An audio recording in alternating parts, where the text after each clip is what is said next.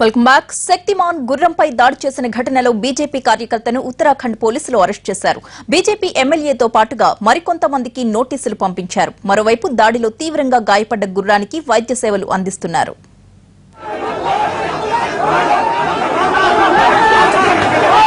ఉత్తరాఖండ్ ప్రభుత్వానికి వ్యతిరేకంగా బీజేపీ నిర్వహించిన ఆందోళనలో గాయపడ్డ గుర్రం శక్తిమాన్కు పరామర్శలు పెరిగాయి. మూగజీవంపై విచక్షణారహితంగా విరుచుకుపడ్డ ఈ ఘటనలో నిందితులుగా ఉన్న ఎమ్మెల్యే గణేష్ జోస్తో పాటు కొంతమంది బీజేపీ నేతలు వైద్య సేవలు అందిస్తున్న ఆసుపత్రికి వచ్చి గుర్రం యోగక్షేమాలు అడిగి తెలుసుకున్నారు. మానవత్వంతో ఇక్కడికి వచ్చానని, గుర్రాన్ని కొట్టలేదని చెప్పుకొచ్చారు.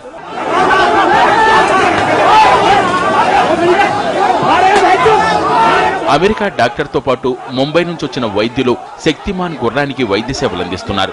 గుర్రం ప్రాణాలు కాపాడేందుకు అవసరమైతే ఫ్రాక్చర్డ్ లెగ్ ను తొలగించాలని డాక్టర్లు నిర్ణయించారు. కాలుకు తీవ్రంగా గాయమవడంతో గుర్రం నిలబడలేని పరిస్థితుల్లో ఉంది. 14 ఏళ్ల ఈ శ్వేత అశ్వం 10 ఏళ్లుగా పోలీసు బెటాలియన్కు సేవలందిస్తూ పలు పతకాలు సాధించింది.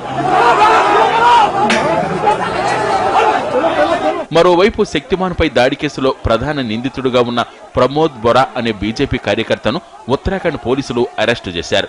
మిగతా నిందితులను అరెస్టు చేసేందుకు ప్రయత్నిస్తున్నామని డెహ్రాడూన్ ఎస్పీ తెలిపారు. అయితే బీజేపీ నేతలపై ఉద్దేశపూర్వకంగానే కేసులు బనాయిస్తున్నారని ఆ పార్టీ నేతలు ఆరోపిస్తున్నారు.